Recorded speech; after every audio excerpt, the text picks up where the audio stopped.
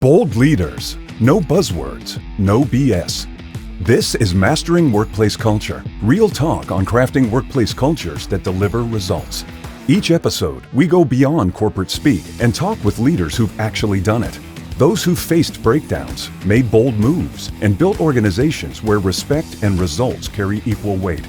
If you're ready to challenge assumptions, gain actionable inspiration from proven mentors, and build a workplace culture that actually works, this podcast is for you. Well, look, it is Chris and Mark here back, just the duo, on this week's episode of Mastering Workplace Culture. And Mark, let's talk a little bit about why we decided to steal a slot. Yeah, well, Chris, like you, there's been a lot going on in the world the last week or so, and as you and I were talking earlier today, it seemed like this is a really good time to just slow down. As much as we'll miss that third head in our podcast visuals, but maybe it's time to just slow down and start talking about some of the big ass elephants in the room. And try to understand what's going on in the world from a leadership and a culture perspective, and hopefully do all that without just worshiping the problem, but focusing on the fix. So I'm excited to just have this opportunity for the two of us to chat. Well, I am too, and we've talked quite a bit over the last 3 months about the guests we've had and everything we've learned from them. And we've got some things bubbling in our heads from some long ago, 3 months ago, guest discussions, as well as some very, very recently.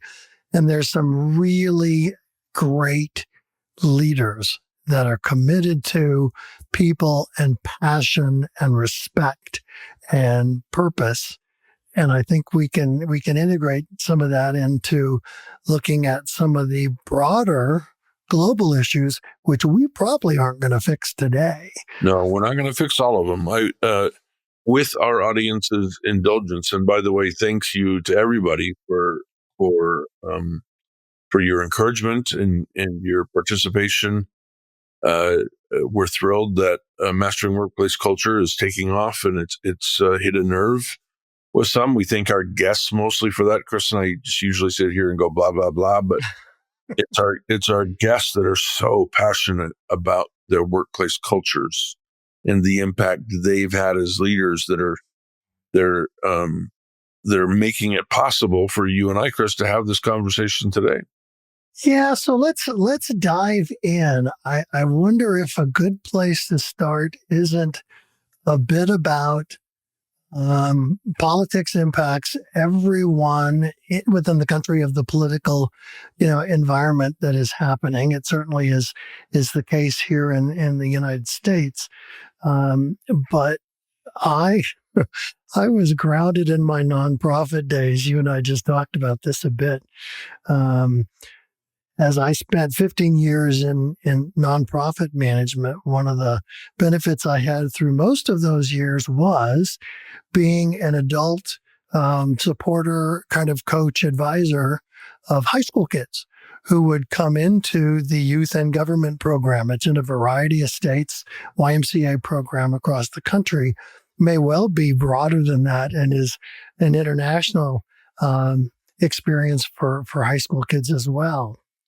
But we spent 3 months a year with a small group, 20 to 30 high school kids who were passionate about the political process. So they learned Robert's Rules of Order. They created bills within their own branches. They had to go to the board of directors to get the bill kind of blessed by those volunteer board members, and then we used to go to Camp Roberts in San Luis Obispo for a couple of events pre the state capitol in Sacramento.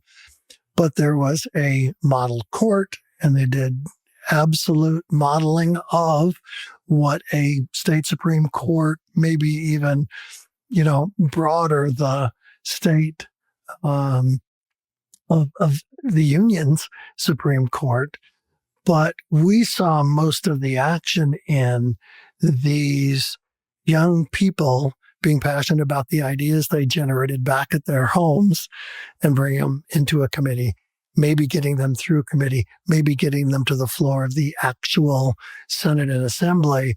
And then some of them were made into law and signed by the youth governor.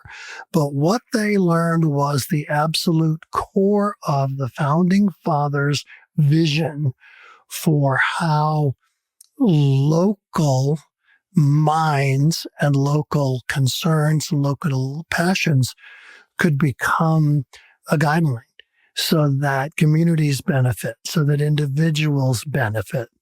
And so here we are watching for the last, I'm going to call it 30 years. Congress doesn't do much of that anymore. State houses, legislative houses have some divisiveness happening there as well. But I just think about the simplicity of figure out what problems your local constituents are dealing with, create laws or change laws that don't serve anymore so that those citizens are served well. It's civil service at its absolute root. And I don't think we see that. Oh, we don't at any level right now. I mean, we are in the middle of a leadership crisis. And in large part, Chris, you and I wrote Good Comes First, and it was published in 2021. And we're thrilled the book has had the impact that it has. And I'm very proud of the work that we're doing. And yet, perhaps because of this lack of respect for our political process, we're in we're in a worse situation now globally than we were when Good Comes First came out, and that's just a hard reality to face right now. Is what do we have to do to get our so-called leaders, our elected, let's not call them leaders because they're not, or we wouldn't have a leadership crisis. Let's get our elected officials focused again on the fix. It's everything you just described, right? And in addition to everything you described, it's also the willingness to compromise for the greater good. And you use the term civil service. Well, that baby's middle name is service. And I don't see that. From the White House on down, I don't see that service mandate anymore. Self-serving, perhaps, performative, perhaps, but our leaders are not leading. They're acting. They're blustering. They're politicking. They have no trouble finding time for insider trading. You know, they're doing what the system allows them to do. And what makes it even worse now, Chris, is, you know, even I'm old enough to remember the whole Richard Nixon thing, right? And the checks and balances system was alive and well back then.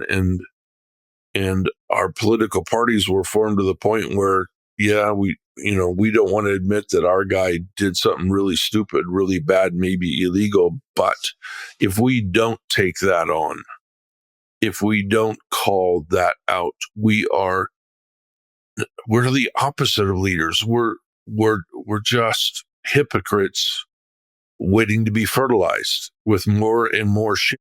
And it's just, excuse my language. And that's where we are right now. It's beyond nepotistic. It's beyond privateering. It's I'm not going to take a stand because I can't be primaried. And I will sell my soul so my own political party does not take away my seat. And and that's not leadership. And unfortunately, Chris, if that's the way it is in the Capitol building, if that's the way it is on Pennsylvania Avenue, it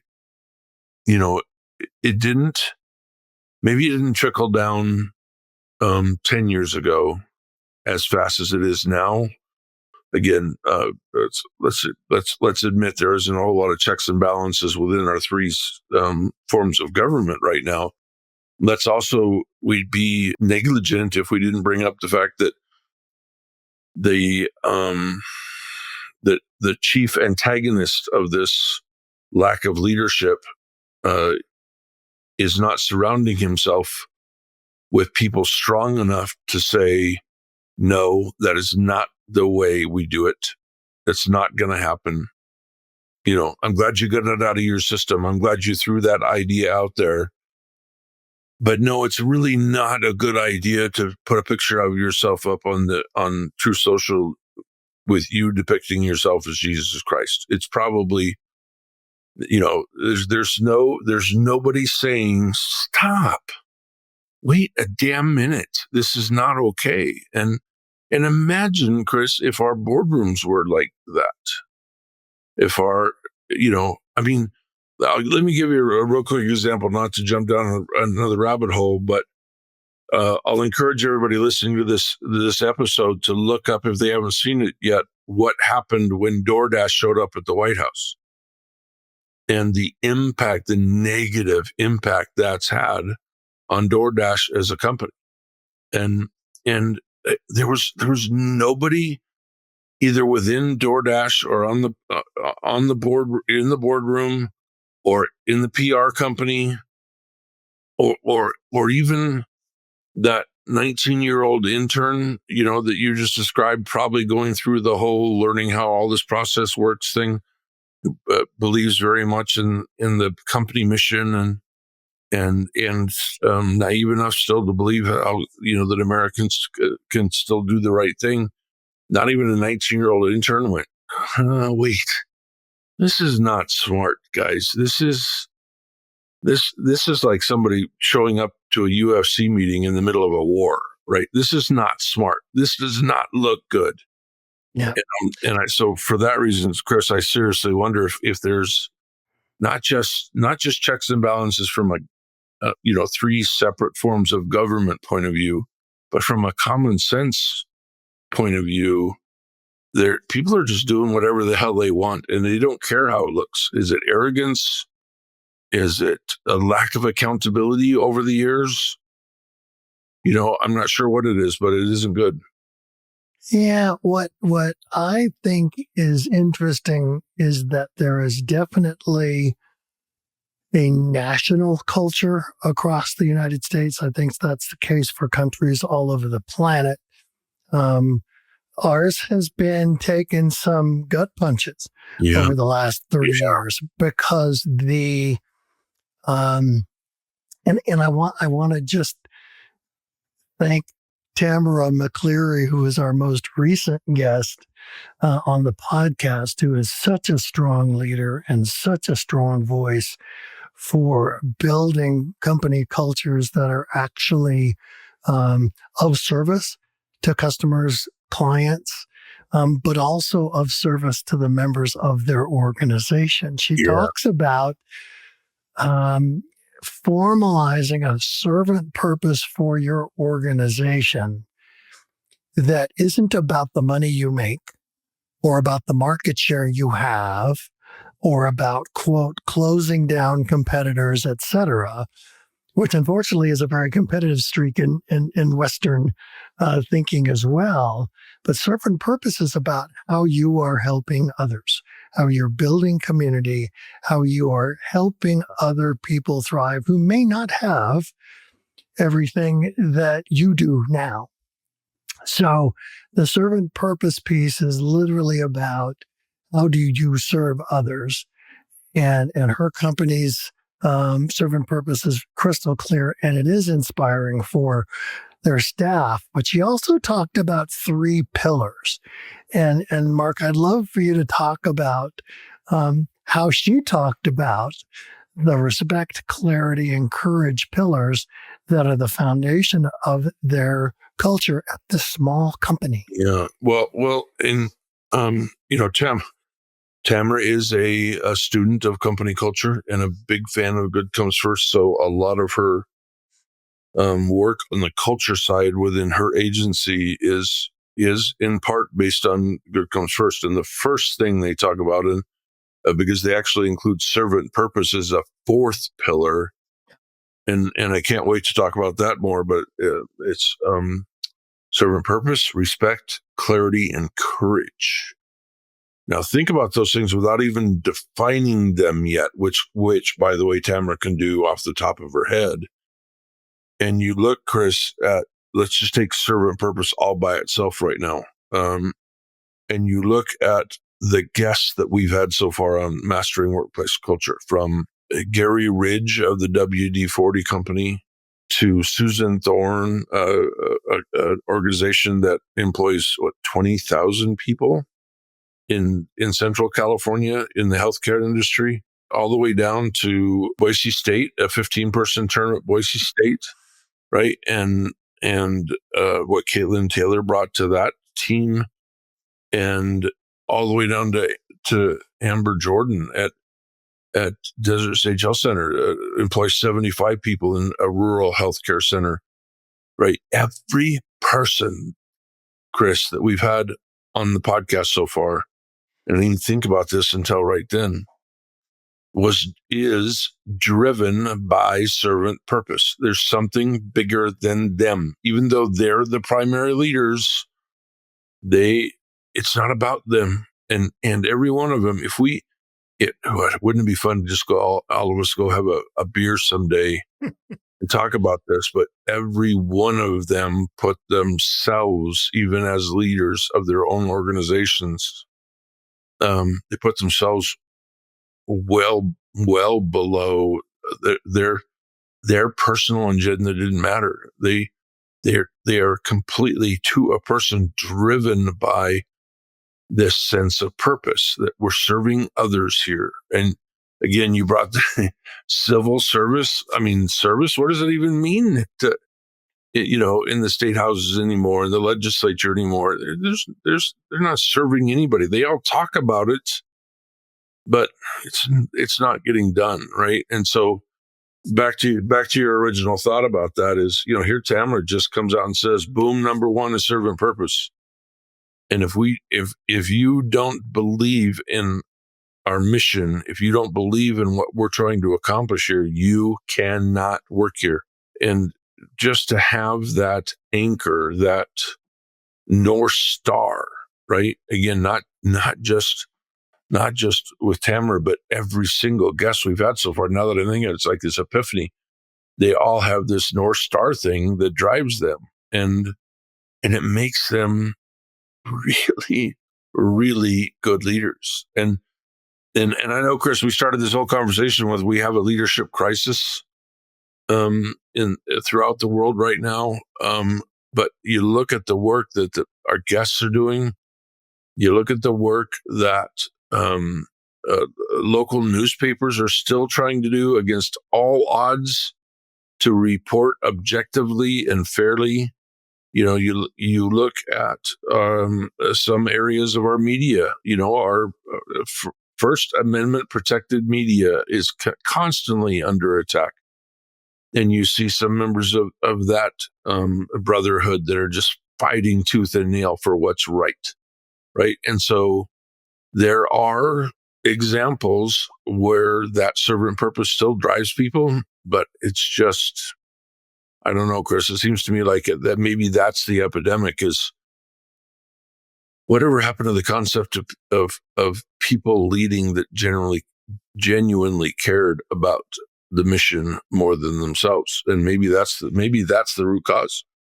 Yeah. And I think the biggest piece that you and I have together been working on with clients is that people can be dedicated to a mission, but the mission may be self-serving for key players, maybe even for most players. That takes the service part of it out.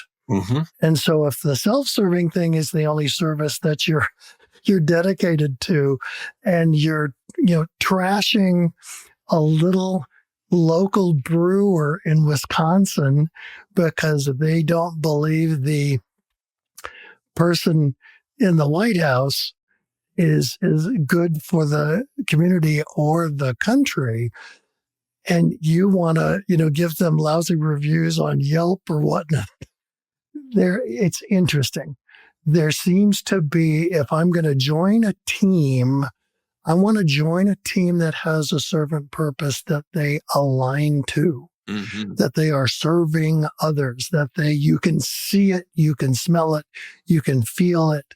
It gives them a reason to get up in the morning. Absolutely. And they don't hire people that don't sign up for that same servant purpose. So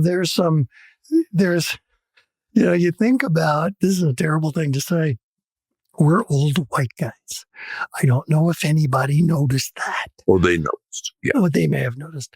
But in the 50s when I was born and 60s when you were born, there was a much more cohesive community sense of, if you went to go, volunteer at the local library or volunteer at the art museum or serve on city council, there was a bit less of the self-servedness. I don't know if that's a word or not. It is that came into play. Yeah. That you read the newspapers because you were able to understand things that you might not have seen or heard about or understood as well, because they had journalists that were committed to the truth and the American way back then. I don't think the American way is at all as clear today, but I also believe that there's hope, that we can, if we look at the simplicity of, there's a leadership crisis, the crisis may be grounded in self-service versus receiving the benefit of our effort and our time and our energy. Yeah.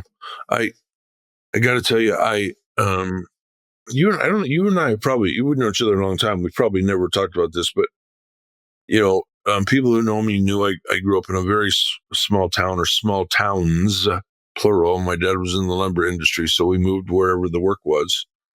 And I grew up with what I've heard referred to since as the Boy Scout mentality. That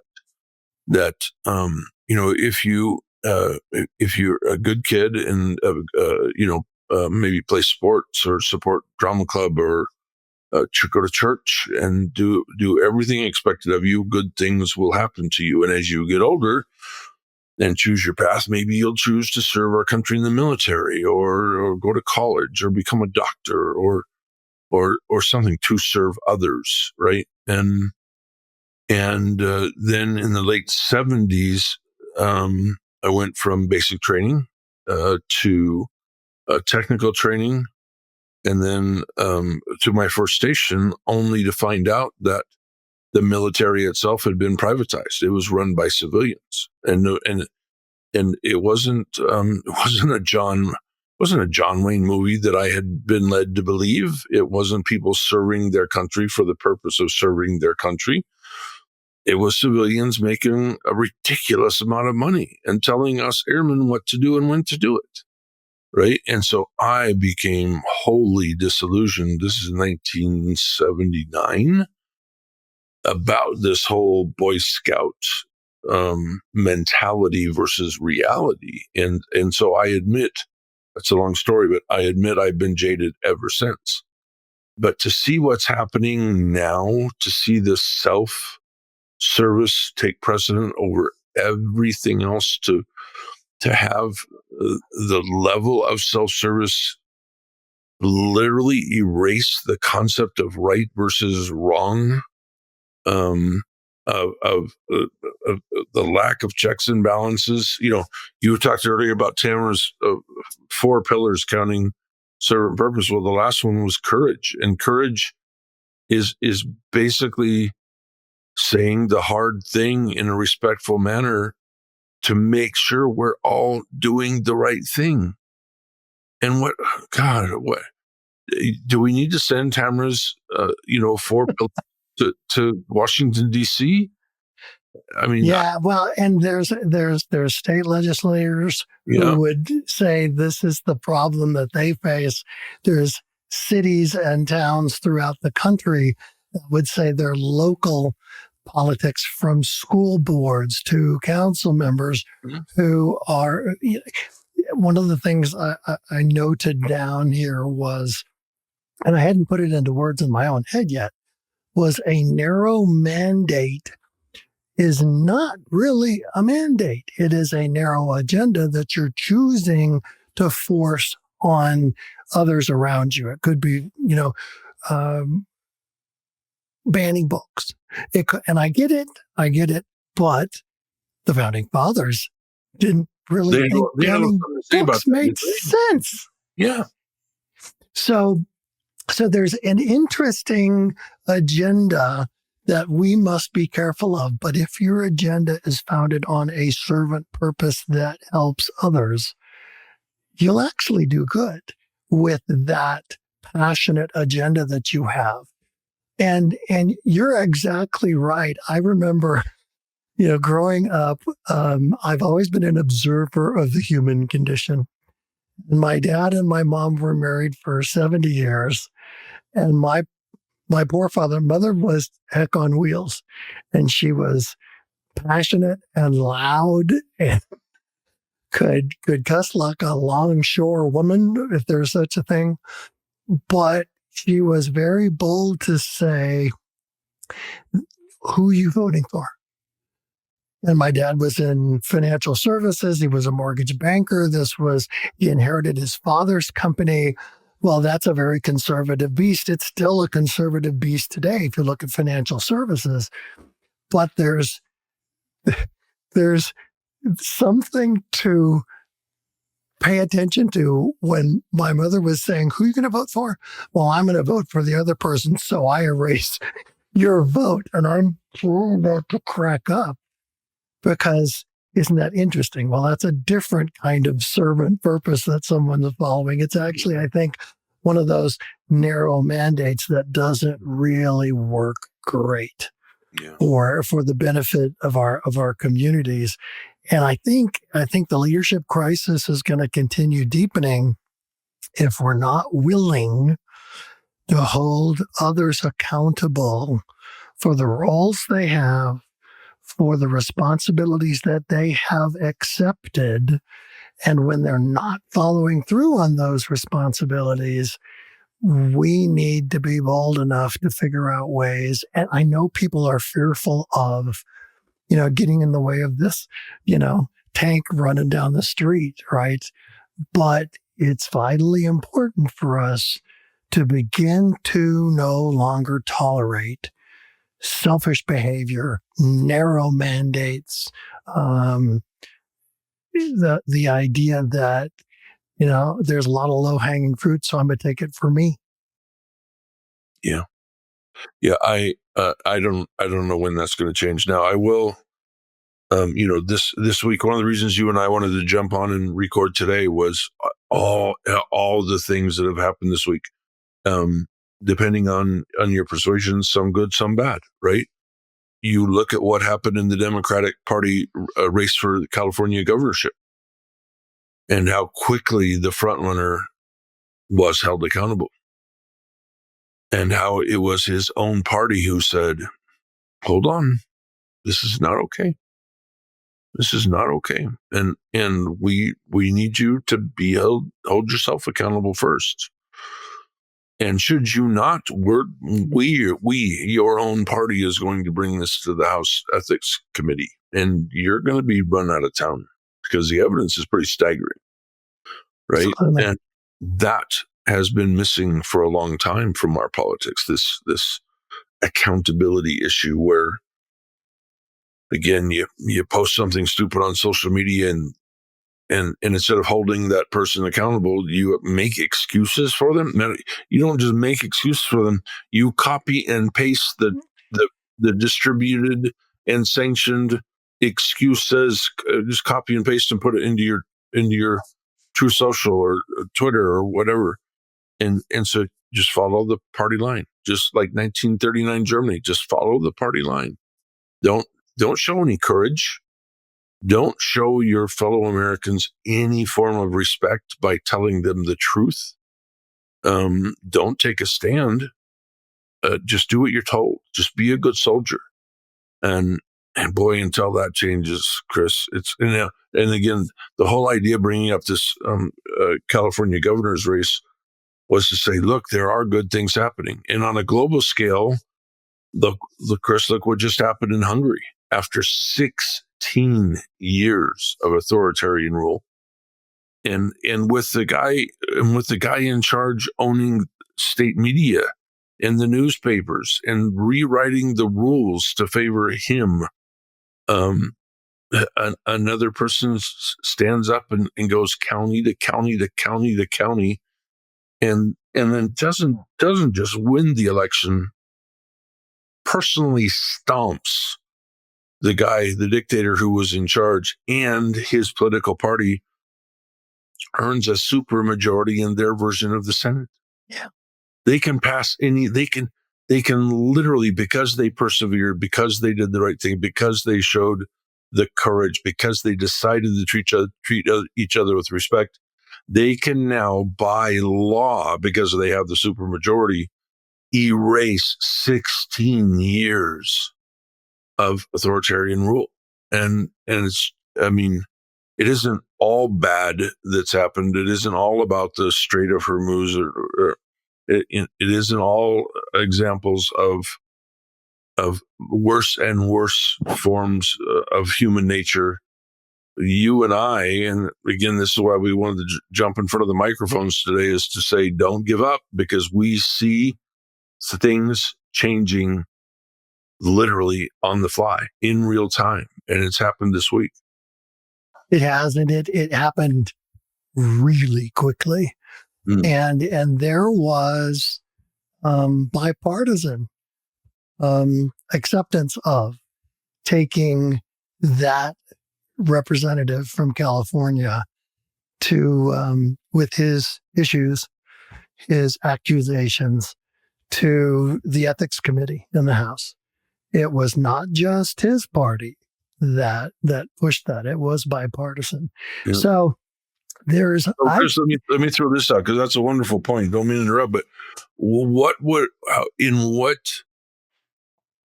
in what world could we have expected something like that to happen in, say, I don't know, 2017, 2018, had there been bipartisan support to say, you know what, that's not right.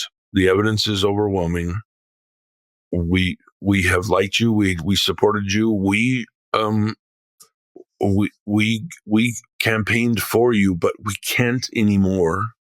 You're done. This isn't okay. It's not okay from a human perspective. It's not okay from how a man might treat a woman. It's not okay from the sanctity of marriage. It's not okay what you've done here. And we aren't going to tolerate it. Well, if there was bipartisan support like that 8-9 years ago, how much different would our country be right now?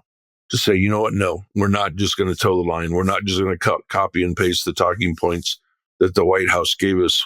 We're actually going to show some courage and take a stand, and we're going to be the leaders we were elected to be. So sorry, Mr. President, this is not happening on my watch. Well, and I think the accountability question is vitally important. And it goes back to, again, Tamara's 4 pillars of the Thulium.co organization that she's president of. The clarity about what values you all are going to stand for must be expressed. They must be formalized. They must be literally written down so that everyone knows exactly what's expected of them. And in a lot of cases, the clients that we've worked with, Mark, for the last 20 years have to be given some guidance. So what does respect mean? Well, everybody knows. No, they don't. They have an individual perception of what respect And might have definition. looked, and a definition of what it might have looked like. And sometimes it changes based upon who you're, quote, dealing with. No, respect is respect. Let's formalize what we mean by it. And then let's hold leaders accountable through honest feedback from their direct reports and even customers and clients, so that everyone has the exact same clear viewpoint of minimum standards. This is how we're going at our servant purpose. These are the values we're going to demonstrate day to day. And what happens in organizations is pretty cool. And I know we're talking about, well, gee, federal government has a lot of problems that need fixing. State governments have equally, maybe not quite as broadly impactful problems that they face. Counties have the same, cities have the same, etc. But if we can get to an understanding of what respect means, what honesty means, what keeping your word means, we could actually have organizations that enjoy the benefit, which include retention, 40% or higher, profits, 35% or higher, engagement, 30% or higher, customer service experiences, 40% or higher. When you create as an organization guidelines, guardrails, and the respect and clarity and courage comes up, because then you can have someone who understands about a decision that might have been made by the company president the day before to say, I've got a question for you. Yeah. And the question can be, Chris, as simple as, and you and I have witnessed this, where somebody stands up, we're called into a client, and somebody stands up and goes, I don't know about you guys, this does not feel right to me. This does not in any way, shape, or form seem like the servant purpose we all agreed to when we came here. It seems like, I don't know, slightly shifting the third quarter report to make the quarter look a little bit better than it is, and we'll figure out all the rest later. That doesn't feel ethical right now. Or here's something even, and you and I are just now tip of the iceberg on this, but, well, we didn't have to get permission. We just had to have AI make a video for us. Right? And it's, it gets back, part of Tamra's courage pillar is we ask, should we, before we ask, can we? And when it comes to AI, that's ridiculously important. When it comes to ethics, that's ridiculously important. When it comes to posting on social media, and her company posts on social media all the time for their clients.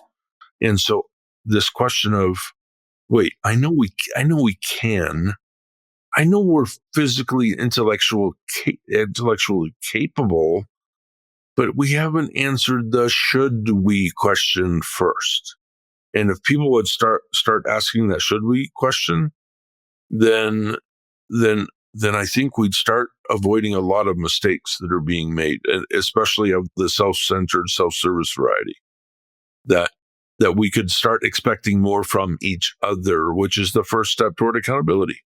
It truly is. And it goes back to our first guest, Gary Ridge, longtime connection of mine through my work in San Diego.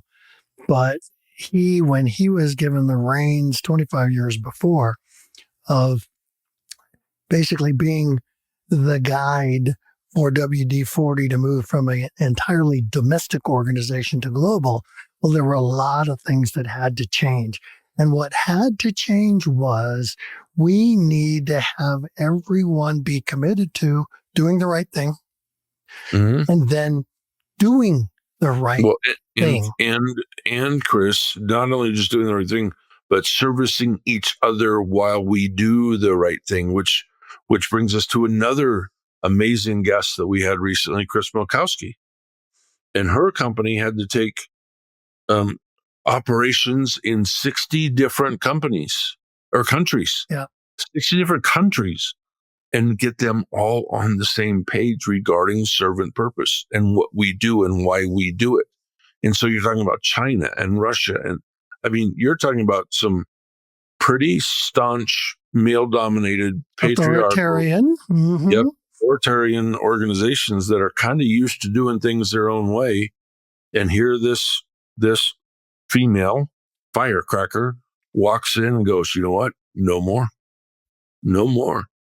And the thing is, Chris looks like, somebody's sitcom mom or, and she's, she won't mind me saying this. She's been around the block a few times now, right? She is matriarchal. If you saw a picture of a matriarch, you might see Chris Wilkowski's picture in the dictionary, right? But she doesn't do it from that strong-handed, iron-fisted. She looks at everybody like Gary Ridge had to do and go, no, man, we are getting on the same page, and it's going to hurt. Oh my God, it's going to hurt once in a while, but we are all going to be operating from the same playbook here, and we're going to be doing things for the same reasons. And I don't care what country you're from. I don't care how long you've been around. I don't care what your demographic is. I don't care what your baggage is. We're going to start operating from the same playbook, or you can't be here. And again, imagine if the Gary Ridge philosophy, the Chris Milkowski philosophy was Joel Anderson at Petco. Permeate, our elected leaders. Dave Molitor at Consolidated Electric. Yep. We've had such great clients who have actually listened to us over time, because the culture shifts that we're talking about certainly don't happen quickly, but it's the dedicated commitment to pillars. And so you may not have the exact same values that another company has.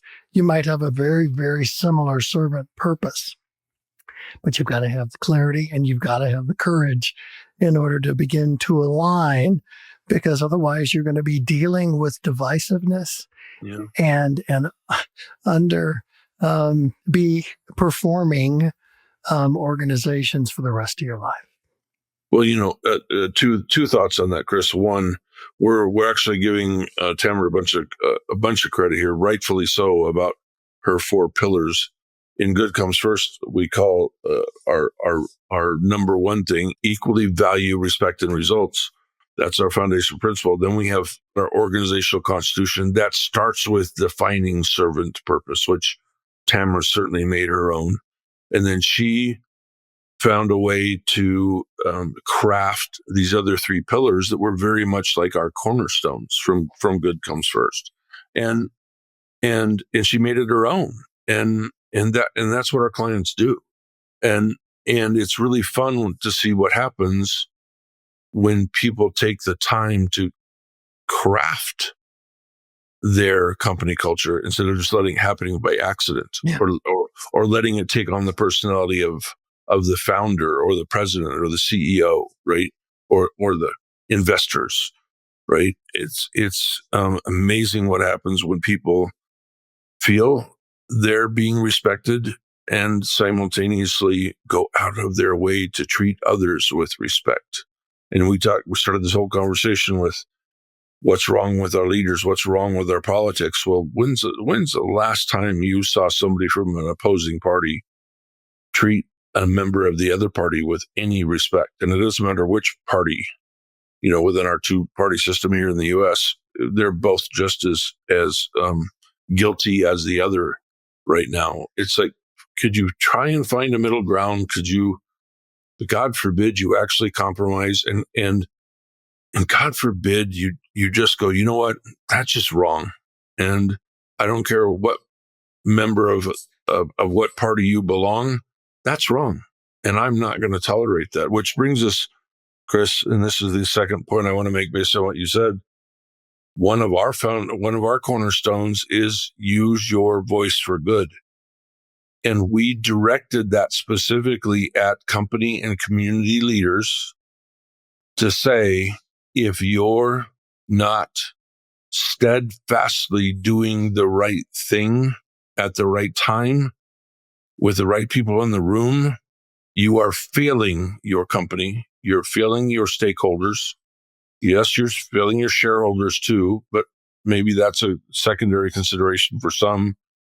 But you got to be able to look people in the eye and go, you know what? I know I at least tried to do the right thing. I stood up for people who were being isolated, who were being through divisiveness, through a lack of inclusion. I saw somebody who was being marginalized and I stood up for them. And Chris, again, we get back to root cause and how do we fix all this? How do we focus on the fix? Well, maybe we can't do that. Maybe we can't help fix things if we're not personally willing to stand up and go, what's happening is wrong. And I will know, even if I have been a part of it all along, even if I was a member of the cult, I could now step out of that and go, no, from now on, you can give me a hard time because I was once a member of the cult, but I am standing up now and I'm going to start using my voice for good, and I'm going to start calling out people that are doing the wrong thing. Well, our hope here today is that we can take, again, some of the interesting circumstances across the globe in the last few weeks and some remarkable guest conversations we've had for the last 3 months, and maybe present them in a way that gives you some different viewpoints, some different ways of looking at some of the challenges that politically we're facing. But more important is, how are you managing your teams? How are you managing your business? And if you're not creating an environment where people feel respected and validated for their ideas, efforts, and contributions, you're missing the mark. Well, and Chris, if you're doing those things, you might be part of the problem. You might be one of those leaders that is maybe serving self before others. And so that's you couldn't have said that any better. That's like a soul sanity check right there is, take a look at yourself in the mirror and ask what you're doing about the leadership crisis. Are you contributing to it, or are you part of the solution?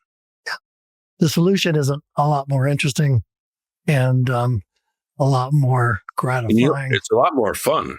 It is that. So a lot more fun to be part of the solution. Well, thank you for tuning in. Thank you for listening. Mark, what else should we add? I again, just encourage, you don't need the proverbial mirror, but I do hope people listen to this 45 minutes or so and go, wow, there's a couple things in there that I hadn't thought of before, and I'm gonna maybe grab a beer or another cup of coffee this morning and just sit there and think for a minute and go, which side do I want to be on? Well, again, our hope is we've given you some potential steps to take, small steps that get us back on the path towards the right way, and treating others with respect and serving others. That's the foundation of the American way. And if you're not in America, you have a very similar foundation for the country that you live in. So thank you for listening. Let us know what you think about some of the ideas we threw at you here. And we'll be back next Tuesday with another guest episode on mastering workplace culture. This has been Mastering Workplace Culture. No jargon, no corporate fairy tales, just leaders who show their scars and celebrate their wins. Do something with what you heard today. Subscribe, share, take action. Creating a culture that equally values respect and results is your responsibility. Go own it. When you're ready to make that happen, we're here to help. We'll catch you in the next episode of Mastering Workplace Culture.